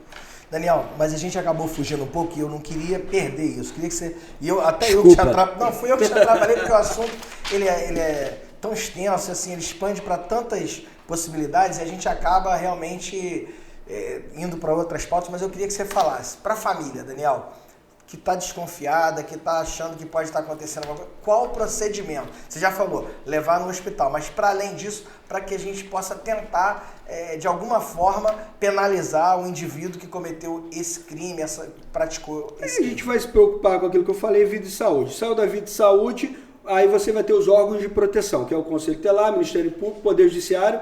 Antes, o Conselho Tutelar, Polícia Civil, porque vai investigar toda a questão, aplicar as medidas, inclusive da Maria da Penha, né? Nada de fazer justiça com a própria mão, né? Não. Sabe por quê? Porque primeiro não dá um exemplo pedagógico social. Ele é um justiçamento isolado de uma situação. Se ele fez isso com a minha galera, eu vou lá e mato, aí cometeu mais um crime, gerou mais violência e você não criou exemplo. Porque a justiça serve para isso, para criar exemplo. Eu aprendi uma coisa na vida, né? Eu procuro hoje em dia praticar muito isso. Eu não posso, eu não posso me sentir bem em fazer o mal que o outro fez. O que eu quero dizer? Aquilo que o outro praticou de maldade, quando eu vou lá e também pratico o mesmo mal, mesmo que por vingança, seja por qual razão for, às vezes num ato de você estar nervoso, alguma coisa assim, você está se tornando igual àquela pessoa. Então, isso não pode me fazer bem. Né? Então, a gente, eu nem considero que a gente saiu, mas assim, eu falei de destinação privilegiada dessas políticas. Você tem CREAS, mano. O que a gente tem? CREAS. Vai direto com direito violado. E lá vai ser atendida a criança, eu digo socialmente, falamos de saúde mental, que aí você vai ter um ambulatório de saúde mental, mas o mental, Marlon, ele é continuado, entendeu? Ele não vai surtir um resultado hoje, vai ser um tratamento. E algumas coisas na saúde física já é para o momento, para evitar DST, e aí a criança e o adolescente e a sua família vai ser acompanhado num tratamento que a critério da autoridade médica vai ali, não, agora vamos fazer em grupo, agora vamos fazer com o pai, com a mãe. Então, beleza, isso é um ponto. E aí a gente tem CREAS, né, que é do direito à média complexidade, o direito está violado, precisa atender a criança, o adolescente, o pai, a mãe e a família extensa, inclusive, se estiver envolvida nisso. Depois vai se desmembrar, como você quis ressaltar o crime, e olha que eu estou conseguindo ter um poder de síntese aqui enorme, porque na minha cabeça viaja um monte de coisa. Aí você vai ter... Não, certamente é muito mais complexo. Mas essa sintetização que você está dando, eu já tenho certeza que contribui muito para o nosso telespectador. Só para retrospectiva aqui. Saúde e vida e saúde daquela criança. Hospital, tudo, medida de saúde. Psicológico, com certeza, porque já vai iniciar ali um tratamento. Né? Não vai dar resultado na hora, mas vai iniciar um tratamento. Aí depois ou simultaneamente, comunicação ao conselho para aplicação das medidas de proteção, que são as mais importantes naquele momento. Aí vai se desmembrar o inquérito policial, porque o Conselho Tutelar ou a família já foi lá, ou o Conselho Tutelar vai encaminhar para lá com cópia ao MP. Aí o MP pede para eles dizem que já está em andamento, ou os dois já são acionados, isso funciona muito mais rápido. E o juiz, celeremente, como a lei manda, porque eu falei de destinação privilegiada dos recursos, E a gente tem também no Estatuto da Criança e Adolescente a tramitação de processos judiciais com celeridade acima de todos os outros para criança e adolescente. Também está no Estatuto da Criança e Adolescente. E em casos de estupro de vulnerável, que é de crianças, adolescentes e pessoas com deficiência ou idosos, que são vulneráveis, o grupo de vulneráveis é o termo correto que se usa hoje, pessoas com deficiência, crianças com deficiência, porque eu, por exemplo, sou uma pessoa com deficiência visual, não estou com óculos aqui agora, isso iguala mais, né? Usaram vários termos, a especial, portador, hoje não tem nada disso, não posso portar minha deficiência. Então, eu sou uma pessoa com deficiência. No meu caso, visual, a outra pessoa não tem a perna, então precisa de um auxílio. Então, qualquer tipo de deficiência, porém, para aqueles que têm uma pessoa com deficiência de algum nível mental, intelectual, uma deficiência dificulta o discernimento dela e vai lá uma pessoa explora ela sexualmente, é vulnerável. O idoso é vulnerável. E a criança e o adolescente, por primazia, são ainda os mais vulneráveis nesse caso, porque nem compleição física, às vezes são bebês, como você falou, de 1 a 5, 4, eu já vi, mano. Acontece em Guapi. Acontece em Guapi. E é difícil, porque eu tenho que me conter, porque sempre foi uma ética minha, profissional, e agora também como consultor, especialista na área, acontece muito. Só que como sigilo, como não dá reportagem, como não dá... né? Aí a gente, da mídia, né? Aí a gente faz porque a gente tem consciência, ou porque passou na família, ou faz porque é o nosso dever fazer, porque o agente público tem o dever de cumprir as leis. Pronto. Daniel, você, assim, com a sua experiência que a gente percebe aqui, novamente agradecer a presença aqui do Daniel Pérez, que está nos ajudando muito, dando uma verdadeira aula aqui a respeito desse assunto, que é o combate à violência sexual ao adolescente e à criança, né? Mas você, com a sua experiência, eu queria te fazer uma pergunta. Você acha que as crianças e os adolescentes emitem sinais? E se emitem, quais sinais são emitidos para que possa facilitar aquele que nos ouve nesse momento, que nos assiste, para poder identificar e então entrar com as medidas necessárias, conforme você já disse anteriormente? Eu me senti... você vê que eu tenho conhecimento, mas ali atrás você perguntou uma coisa, eu me senti cuidadoso para falar, que é o quê? Sim. Quando a família... Como é que a família faz e tal... Quem vai dizer, na verdade, o que eu dei foi direções, ok? Hospital e tal. Nesse caso também o que eu posso fazer, Marlon, é dar direções, mas quem vai dizer é o técnico, entendeu? Como eu disse, o promotor, ele às vezes não vai saber. Não, mas eu digo assim, por exemplo, uma família começa... Onde ela pode começar a perceber... Tem sinais. Exatamente. Mas eles não são universais. Perdão de interromper. Tem sinais, mas eu não posso dar eles como uma bula de remédio. Vou falar de um sinal? Porque senão você pode até fazer com que alguém ache que está acontecendo algo que não está, né? Não, pode ser algo comum e a gente trazer a confusão à cabeça aí de um familiar. A gente está num programa aqui público, a gente tem, eu, por exemplo, a gente tem responsabilidade que a gente fala. Dúvida. Então, assim, se eu colocar, mas fulano de tal disse no programa, pode mais, que é isso. Não, existem sinais. Quando uma criança tem um comportamento agitado, tal, não sei o que, ela começa a ficar muito retraída. Pode ser um sinal, ok? Quando uma criança, num membro da família ali que ela se dava bem, ela começa a se afastar um pouco, começa a ficar meio reticente àquela pessoa, pode ser um sinal. Então, eu resumiria... Dormir mal, às vezes. Uma mudança de comportamento. Mudança de hábito. Crianças que não saem da sua... Ela desenvolve alguma coisa que ela já tinha parado de fazer xixi na cama, alguma coisa assim, e ela já cumpriu essa etapa, o ciclo ali, né? E volta a ter esse comportamento. Então pode se manifestar, Marlon, em muitos lugares na criança e no psique. É por isso que eu falo, eu não sou especialista nessa área, Sim. Eu não posso dar uma forma de bolo. A gente tem essas coisas como sinais, mas também pode ser sinais de uma violência doméstica ou outra, que não seja a exploração. Mas está acontecendo uma violência ali. A gente agora tratando de uma forma inversa, que também é importante. Tem um ditado que diz que a criança não mente. Isso não é verdade, criança mente. Não, mente. Criança mente. Criança mente. E a gente tem que ter um certo cuidado. Eu assisti um filme, Daniel, eu não vou lembrar, cara, mas eu vou depois tentar puxar e até te mando para você assistir. Muito curioso, né? Um cara que era um monitor de sala de aula de crianças de de 5 a 10 anos, talvez, acho que de 8 a 10 anos. E aí uma criança, aparentemente, começou a demonstrar um amor platônico por ele. E ele, um cara sério, um cara no filme, né? Um cara assim, super profissional, ele trabalhou a criança ali de uma forma que ela se afastasse dele, mas a criança não aceitou aquilo. E um dia, o irmão um pouquinho mais velho, ela vê o irmão brincando com um colega e o irmão faz uso de palavras sexuais, pejorativas, enfim, ele faz uma série de brincadeiras ali e a criança pesca aquilo. A criança vira para a mãe e fala que foi abusada sexualmente, usando exatamente a fala do irmão. O enredo, mais ou menos, do filme é esse. Aquele camarada, ele passou a ser acusado, tentaram assassiná-lo, tentaram assassinar, ele foi acusado era uma cidade também muito pequena, então o cara ficou assim, as pessoas passaram a odiar o cara não podia ir mais no mercado, não podia mais frequentar lugar nenhum, e ele teve dificuldades de provar que ele era inocente. E de fato o filme mostra que ele era inocente. Mas aí, curiosamente, eu estou falando isso pelo seguinte: um dos professores chegou e falou assim: observem seus filhos, porque se eles sentirem dificuldade de dormir, sentirem dor de cabeça, sentirem não sei o quê. No outro dia foi um caos na escola, Daniel, porque todas as crianças, ou os pais das crianças, começaram a entender que aquelas crianças estavam apresentando aqueles sintomas e logo também tinham sido vítimas desse estuprador. Foi assim, o enredo passa mais ou menos por isso.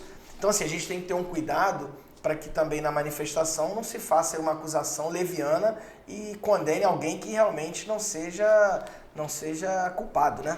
Mas é por isso, Marlon, que as coisas estão todas atreladas. Eu formo o meu profissional, seja ele conselheiro tutelar, a minha rede, os profissionais do CRES precisam de formação continuada para que ele possa saber trabalhar e não possa acontecer isso. Por isso que no início eu disse, a gente lida com sigilo. Por isso que às vezes as pessoas não sabem. Eu disse para você, eu passo em ruas que toda vez eu dou com um cara e eu vejo o cara é explorador, ou era, né, já cumpriu pena, ou cumpriu pena e tal, e a galera não conhece, senta para beber junto, fala bem do cara, e o que resta a mim? Confiar na justiça, fazer o meu papel enquanto agente público, fazer o meu papel enquanto sociedade. Mas muita gente senta do lado de pessoas, eu também não quero criar uma temerosidade geral, sim. Mas assim, por isso que o trabalho tem que ocorrer em sigilo, porque quando você é cirúrgico, quando você faz direito o seu trabalho, você comunicar ao conselho, o conselho tem a formação continuada devida, ele sabe que ele vai comunicar um MP, ele vai aplicar as medidas protetivas visando a vida e a saúde mental, ele vai visar também, eu fico rabiscando meu papelzinho aqui, vocês não veem, né? Ele vai procurar o CRES da sua localidade, até porque o conselho já vai aplicar isso como medida de proteção. Os profissionais lá também precisam estar bem capacitados, não pode ser aquele profissional generalista, né? Que é tipo um médico, um clínico geral, ele tem que ter uma especialidade, né? E isso é um problema. Porque, eu preciso colocar um profissional no CRES. Não preciso colocar um assistente, um psicólogo no CRES. Eu preciso saber qual é o público do CRES, e aí eu coloco um psicólogo, um assistente social para um público, mas eu tenho que ter um psicólogo, um assistente social específico para um outro público. Sim, mas lá ele vai fazer o atendimento continuado, por exemplo, o psicólogo não. Lá não é para isso. Isso é saúde mental. Então vai para um ambulatório de saúde mental, psiquiatra, psicólogo, o que precisar. Agora, eu preciso ter um profissional que acolha e que tenha formação, que participe de fóruns. Quando você lê o meu... Isso aí eu resumi. Sim. Desde 2011 até hoje, eu participei de 1 milhão de coisas. Em 2015 começaram a me chamar. O podcast ia ser a leitura do seu currículo, se colocar tudo, né? Não, sem querer me vangloriar, mas não, mas é verdade, Daniel, a gente acompanha e a gente teve a oportunidade de observar a sua atuação. Eu te vi atuando algumas vezes e sempre com muita maestria mesmo no assunto.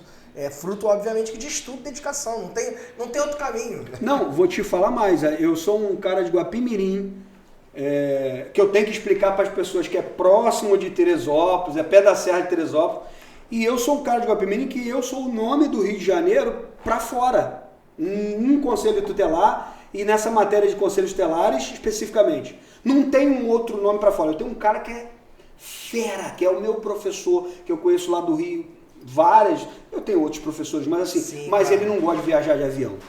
Ele tem medo. Então ele vai São Paulo, Espírito Santo, que é o Serginho Teixeira, que é honrar ele aqui, já teve no município gratuitamente, mais de 3 vezes quando eu chamei e quando outros chamaram. Mas assim, eu sou um cara aí que anda de chinelo havaiana, de bicicleta na rua, mas a gente já, antes da pandemia, rodou isso tudo, porque eu me apaixonei, Marlon, pelo assunto.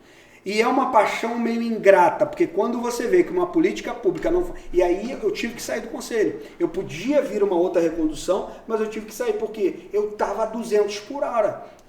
Então eu falei, eu tenho que saber o meu limite. Isso que eu ia falar, aí você acaba chegando num ponto que você chega ao seu limite. O seu limite que eu me refiro, o limite de atuação mesmo, porque você só pode ir até ali. Porque é até ali que a lei te permite. Então eu imagino que isso deva ser muito doloroso. Mas Daniel, a gente está caminhando para o final. Sim. E eu agradeço muito a sua participação. Não é ainda as suas considerações finais, mas eu quero fazer uma pergunta para você, a minha última pergunta antes das suas considerações finais. Considerando tudo que nós falamos aqui, todas as vertentes que envolvem esse assunto, todas as possibilidades de políticas, a pergunta que conversa diretamente, dialoga diretamente com o nosso programa. Na questão que diz respeito ao combate à violência, a violência sexual à criança e ao adolescente, Guapimirim pode mais? Eu sei que isso é um assunto que abrange o mundo, mas o Brasil, o Estado, mas vamos tratar da política pública do nosso município. Guapimirim pode mais nessa pauta? Eu colocaria como coloquei, né, escrito no questionário lá, coloquei muito, com vários olhos. Quem tá nas redes sociais, aí todo mundo sabe, muita coisa. Porque, como eu falei, existe a previsão há 33 anos do município formular políticas públicas específicas. O CMDCA pode deliberar política pública nessa direção de exploração sexual de criança e adolescente e vincula o prefeito a cumprir. A Câmara de Vereadores pode criar projetos que mande a minuto para o Executivo para voltar para o Legislativo, ser aprovado, ser implementado no próximo orçamento. Sim. Pode muito mais, Marlon, pode muito mais. Isso não é só para confluir com o nome do programa, é porque o nome do programa ele acaba sendo oportuno para esse tema. Pode muito mais, muito mais. Porque não precisa ter só creche, não precisa ter só... E aí também não vamos fazer uma política que, sei lá, não seja o CRAN que é para mulher, mas seja para criança e adolescente um outro nome, um CRIAD, alguma coisa, seja lá o que for, e também chegar lá, não, mas isso aqui é só para isso. Não, você tem que ampliar o leque. Tem que botar gente para fazer, profissional para fazer. Então eu respondo que sim, pode muito mais, porque você pode criar... O Estatuto dá essa abertura, criar leis específicas para a municipalização do atendimento. Criar programas específicos com orçamento público, com alguns orçamentos de programas, Marlon, que vem do governo federal, inclusive. A gente não tem um deputado estadual, a gente não tem aí pessoas de autoridade para trazer programas para dentro do município. Só que qual é o programa que eu quero trazer? O que está na minha mente? Eu estou preocupado com criança e adolescente? Estou preocupado com esse público? Às vezes não, porque às vezes eu não passei, não aconteceu na minha família, e quando se atende isso, é lá no fórum, é no conselho, e não pode dar publicidade. Então a gente está alertando aqui hoje. Bom, se era por falta se não podia mais, porque não sabia que podia mais, eu estou dizendo, pode mais. A pergunta foi oportuna. Pode mais. Pode formular uma política pública de Guapimirim, como tem da mulher, para criança e adolescente vítima de exploração sexual. E se me convidar, eu vou de graça discutir não depois lá para implementar, porque tem orçamento. Agora, se quiser montar uma comissão para discutir isso, como eu participei de diversas conferências da criança e adolescente no município, inclusive sendo delegado nas conferências estaduais, que estão voltando agora a todo vapor, eu tô aí de graça, pode me chamar que eu vou e vou falar de toda a minha experiência. Pode ter profissionais com mestrado, graduação, só que tem uma coisa, Marco. No direito, você não tem matéria de criança e adolescente. Esse é um problema. Rapidamente, só para provar que Guapimirim... O programa é seu, rapaz. Não é, não. Guapimirim é do povo, né? Eu sou povo, então é meu também. Então, assim, pode mais... Os cursos de direito, advogado entende, o promotor entende, o juiz entende. Não entende. Não entende. Entende quando então, Daniel? Quando ele, por um acaso, a gente já teve juízes que passaram aqui, Dr. Rubens, Dr. Rafael, acho que a doutora Rafael está fazendo um excelente trabalho, não sei se ela está na civil ainda, mas teve outros juízes, né, e tem promotores, eu estava falando de promotor, mas é juízes que eu citei aqui agora. Então assim, que fizeram um trabalho excelente, mas por quê? Vieram de uma caminhada na infância, agora na faculdade eles não viram isso, porque na faculdade de Direito, Márcio, é matéria eletiva, então você junta 15 advogados... Não deveria ser, né? Por ser prioridade absoluta na Constituição, tinha que ser matéria obrigatória. É até um contrassenso. Não, é um contrassenso absurdo, né? E quem estuda direito sabe do que eu estou falando. É matéria eletiva, você puxa se você quiser ou não. Algumas faculdades trabalham esse ponto mais assertivamente. Então, concluindo, especificamente isso de Guapimirim Pode Mais, estou aqui para colaborar, estou aqui para conversar, para discutir, para contribuir, né? Para ensinar a contribuir com essa experiência longa de caminhada, e tem muitas outras pessoas em Guapi, cidades vizinhas aqui que a gente pode chamar que tem, é só querer fazer. Quiser fazer, a gente está aí para somar, para discutir na Câmara, no Poder Executivo, aonde for. Fui entrevistado na Câmara pelo Júlio Paiva uma vez, a gente falou 1 hora e pouca sobre isso, estamos falando aqui Júlio hoje. é muito bom, muito inteligente. Estamos falando. O Júlio me entrevistou, a gente ficou ali no gabinete ali da presidente da Câmara, falando mais de 1h30 sobre o assunto.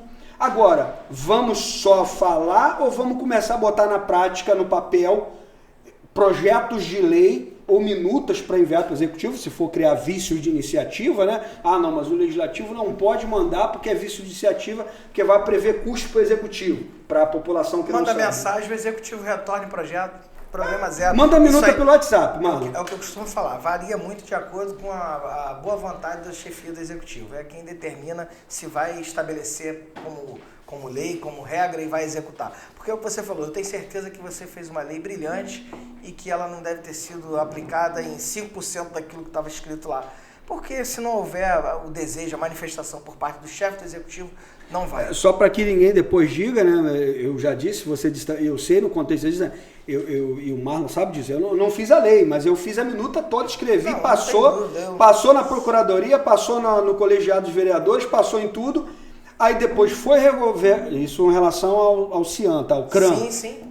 Aí depois foi cumprido durante os 6 meses ali em frente à Assembleia de Deus, a Igreja Assembleia de Deus, um tempo ficou ali, até escondido. Era do jeito que foi pensado na lei. Isso deveria ser retomado porque foi uma lei projetada pela própria prefeita. Não, está lá. Não, eu sei que ela está, mas ela deveria ser executada na sua essência, Voltar tendo em vista origem. Lógico, tendo em vista que foi um projeto de lei projetado pela própria atual prefeita, pelo menos imagino que quando ela fez, ela acreditava que aquilo era bom, e tenho certeza que foi feito com excelência, porque você não faz nada mal feito, você realmente é um cara que se debruça sobre essas discussões, sobre as pautas que você abraça para fazer. Sabe o que a gente fez na época, Marlon?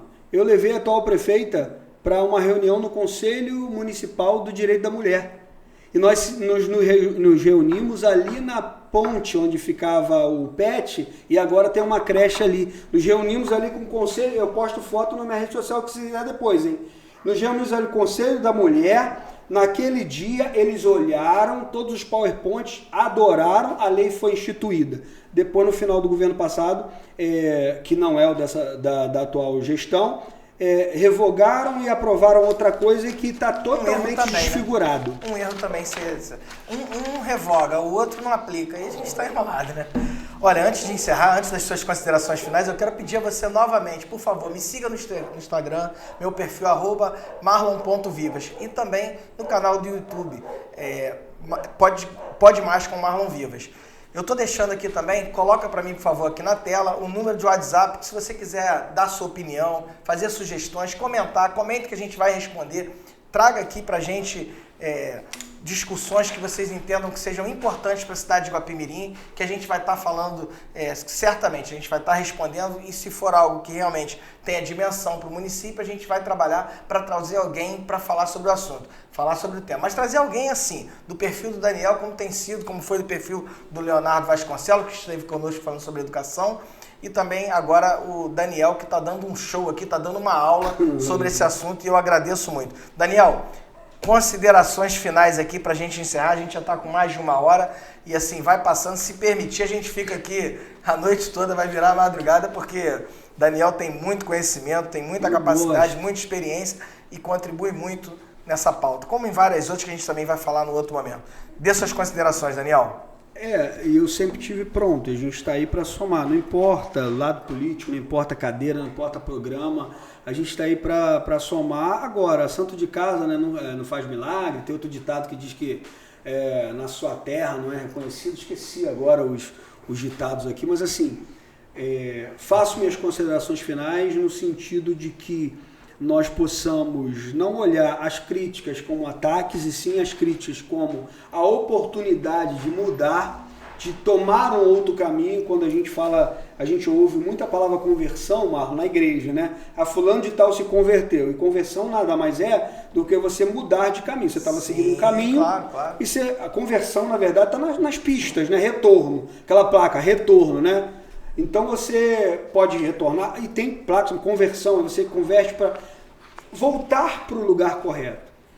Então, esse é o apelo que eu faço. A minha consideração final não poderia ser outra, não é para me exaltar, não é para exaltar o programa, nem ninguém, a não ser dizer, vamos começar a pensar em políticas públicas que são silenciosas, que são sigilosas, porque ela pode parecer que não dá voto agora, mas quem é a criança adolescente que amanhã vai estar atendendo no hospital? Quem é a criança adolescente, Marlon, que vai ser a pessoa que vai ser a coordenadora do polo, inclusive, do abrigo? Às vezes vai ser aquela criança que foi mal atendida, vai atender mal. Se foi abusada sexualmente, vai carregar traumas e vai repercutir, vai refletir isso no seu atendimento. Ou até mesmo reproduzir. Reproduzir, porque a gente tem pessoas... que sofrem com isso. Diretores de equipamentos ou pessoas que são envolvidas em lideranças, professores de sala de aula, já tivemos, Marlon, professores de sala de aula que abusaram de alunos sexualmente em Guapimirim. E fazer também um apelo às famílias, não deixe isso dentro da família. Porque a família vai expor a nossa família. Não, querido, pense no seu filho, na sua filha. Olha, Marlon, muitas pessoas acreditam no seu companheiro ao invés de acreditar na criança. Mas ela pode estar mentindo. Sim, mas enquanto não se provar que ela está mentindo, também pode estar não falando a verdade, eu vou proteger a minha criança. Muitas mães, muitos pais ficam com a palavra do companheiro e negligenciam o seu filho, sendo verdade ou não, é preciso que ela seja protegida. Então não escondam isso dentro da família, porque deve ser muito difícil admitir algo nesse sentido, né? O companheiro olhar, você imaginar que você está ali, sei lá, 20 anos, 30 anos com uma pessoa, imaginar que aquela pessoa possa fazer um ato que, assim, particularmente eu acho tão cruel, que aí depois você difícil você admitir. Você tem crimes até em outras direções da sociedade de homicídio. Mas de onde veio esse comportamento? Ninguém sabe, porque ninguém soube. Foi subnotificado. A gente está falando só de um tema hoje, que é a exploração sexual. Se a gente for falar de outras coisas, então política pública é a chave, vamos fazer acontecer, e vamos parar de partidarismo e vamos botar no papel e prever orçamento. A gente fala, sem dinheiro, Marlon foi vereador, sabe? Sem dinheiro não se faz nada. Secretário de pasta, sem dinheiro não se faz nada. Não adianta ficar fazendo, faz caminhada, beleza. Aí você gasta com bola, gasta com faixa, gasta com lanche do pessoal. Aí é o que eu chamo do evento midiático. E aí isso não vai dar resultado, não vai gerar transformação. Teve uma política boa. Vamos elogiar o que é bom? A política pública, por exemplo, um exemplo do que eu estou falando em Guapi, Marlon. O Centro de Neuropsiquiatria Infanto-Juvenil é uma política pública do município de Guapimirim, que no momento que foi inaugurada não tinha em outras cidades do estado. Então podemos criar outras políticas aqui. Que hoje, inclusive, falta medicamento. Disso eu não estou ciente. Tá vendo aí? Por que eu não estou sabendo? Por conta da gente ter adotado algumas posturas frente ao município, frente à administração, né? A gente acaba recebendo muitas denúncias. Uma delas foi essa recentemente, de que faltam medicamentos lá. Mas, Daniel, te agradecer muito a sua participação, dizer que foi um prazer. Acho que a gente poderia explorar esse assunto aqui por muitas horas. Tenho certeza que você contribuiu muito para a experiência de várias pessoas. Aqueles que nos ouvem, eu tenho certeza que saíram daqui. Aqueles que talvez não tivessem tamanho entendimento, conhecimento, puderam ampliar seus conhecimentos. E o programa Pode Mais com Marlon Vivas tem por objetivo exatamente isso, trazer pessoas com autoridades e mostrar que a gente pode fazer a conversão. digamos assim, que é o quê? Mudar o seu caminho, caminhar numa direção melhor e contribuir muito mais para a nossa sociedade, contribuir para o crescimento, desenvolvimento da nossa cidade, fazer com que a gente tenha aqui um futuro muito melhor e não permitir que a gente caminhe aí para um lugar que a gente não gostaria de estar, com alto índice de criminalidade, com problemas que a gente tem hoje de educação que são muito grandes. Eu percebo, infelizmente, nossos jovens com muita dificuldade. Eu não quero entrar nesse assunto, foi uma pauta que a gente tratou inclusive na semana passada, mas na semana retrasada, mas é uma pauta que realmente me chama muita atenção, a deficiência educacional das crianças. As crianças não recebem orientação pedagógica necessária, pelo menos ao meu entendimento, uma linguagem muito ruim, um vocabulário muito chulo, pouca capacidade de entrega, capacidade de conseguir alcançar maiores objetivos, alcançar a faculdade, chegar no segundo grau preparado. São coisas que eu percebo que está faltando muito ainda para a nossa sociedade guapiense, mas eu acredito que a gente vai trabalhar nessa direção e construir. Você quer fazer mais uma fala, né, Daniel? Eu estou aqui porque eu esqueci de falar das redes sociais, que é um material gratuito para as pessoas, né? Porque tem o canal do YouTube, tem tudo. Mas só para complementar as minhas considerações finais, e sob o risco de não ser chamado mais para Pode Mais, porque Pelo a gente está passando você vai voltar aqui muitas vezes. A gente estourou o horário mesmo aí, assim, então fica aí as redes sociais, Fala Conselheiro, tem o canal do YouTube, tem quase 7 mil. Eu acho que você estava oferecendo um curso agora recente para essa... Fala sobre isso, Daniel. Aproveita o espaço aí. Deixa eu te contar, nós fomos recorde de audiência no primeiro episódio. Eu vi. Foi recorde de audiência, então provavelmente deve ter bastante gente aí nos assistindo e vale a pena falar. Eu quero que seja. Então, assim, a gente está no ano do processo de escolha de conselho tutelar e para esse processo já findou as inscrições, foram até o dia 12 de maio as inscrições, findou as inscrições. Agora vai ter a lista ali dos que foram impugnados ou não, ou todo mundo, beleza. Aí tem uma prova de conhecimento específico. Então, para você que se inscreveu, tá? Não é para todo mundo. E aí também, poxa, gostei de tudo que você falou, quero aprender mais sobre esse assunto, vou fazer concurso para bombeiro, para polícia, tem Estatuto da Criança. E quem fez curso comigo, que fez um monte de gente no município aí, eu ia citar um nome aqui, mas não vou citar porque eu não tive autorização, passou nas questões de infância. A gente está promovendo um curso no próximo dia 10 de junho, vai ser no Alcindo Guanabara, a gente protocolou o ofício lá, a gente fez a primeira turma na Metodista do Brasil, na igreja, e agora vai ser no Alcindo Guanabara, dia 10 de junho. Você que se inscreveu para ser conselheiro tutelar e os seus documentos estão tudo ok, 10 de junho no Alcindo Guanabara, de 8 às 18. E se você também se interessou e quer aprender mais sobre infância, eu vou depois colocar... Deixa o seu telefone de contato. Sim, 97335-2150. 97335-2150. Faz um contato comigo que eu mando o link da inscrição no Google Forms para esse curso. Nas redes sociais, de maneira geral, Marlon, Fala Conselheiro. Bota lá, Fala Conselheiro, você vai achar Instagram, Facebook, já YouTube, vai lá. Né? A gente vai por aí. Eu tinha uma coisinha para falar, mas me fugiu da mente. Mas tudo bem, a gente complementa da próxima vez. Vai ser um prazer. Pessoal, muito obrigado pela sua audiência. Quero deixar um abraço aqui para WL Barbearia, que está sempre com a gente, sempre nos acompanhando. Quitutes também da Jaque Paz.